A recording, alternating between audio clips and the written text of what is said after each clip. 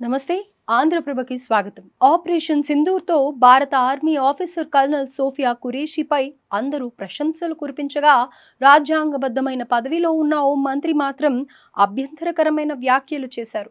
ఆమెపై చేసిన కామెంట్స్ వివాదాస్పదంగా మారగా, తన తప్పును ఒప్పుకుంటూ మధ్యప్రదేశ్ కేబినెట్ మంత్రి కున్వర్ విజయ్ షా లేడీ ఆఫీసర్కు క్షమాపణలు చెప్పారు. తాను చేసిన కమెంట్స్ పై విచారం వ్యక్తం చేస్తున్నానన్న మంత్రి కున్వర్ విజయ్ షా తాను చేసిన వ్యాఖ్యలకు సిగ్గుపడుతున్నట్లు చెప్పారు.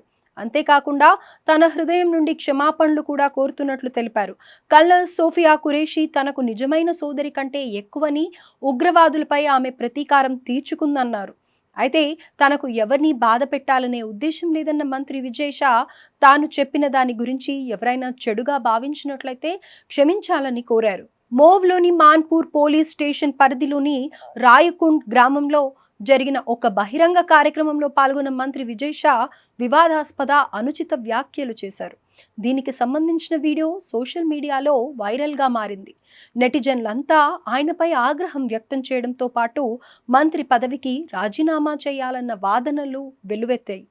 మరోవైపు కల్నల్ సోఫియా ఖురేషీపై చేసిన అభ్యంతరకర వ్యాఖ్యల నేపథ్యంలో మంత్రి కున్వర్ విజయ్పై మధ్యప్రదేశ్ హైకోర్టు ఆదేశాల మేరకు ఇండోర్లోని మోవ్లోని మాన్పూర్ పోలీస్ స్టేషన్లో ఎంపీ, కేబినెట్ మంత్రి విజయ్ షాపై ఎఫ్ఐఆర్ నమోదైంది.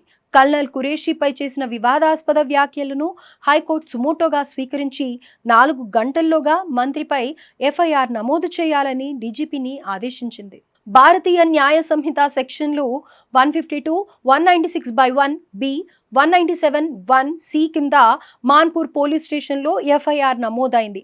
విజయ్ షాపై చర్యలు తీసుకోవాలని మధ్యప్రదేశ్ సీఎం మోహన్ యాదవ్ సైతం ఆదేశాలు జారీ చేశారు. విజయ్ షాపై ఎఫ్ఐఆర్ నమోదు తర్వాత ఆయన రాజీనామా కోసం ఇప్పుడు ఒత్తిడి తీవ్రంగా పెరుగుతోంది. ఇక ముఖ్యమంత్రి నివాసంలో బీజేపీ రాష్ట్ర అధ్యక్షుడు BD Sharma, party organisation general secretary Hitanand Sharma ఉన్నత స్థాయి సమావేశం నిర్వహించారు. దీంతో మంత్రి విజయ్ షా రాజీనామా చేసే అవకాశాలున్నాయని తెలుస్తోంది.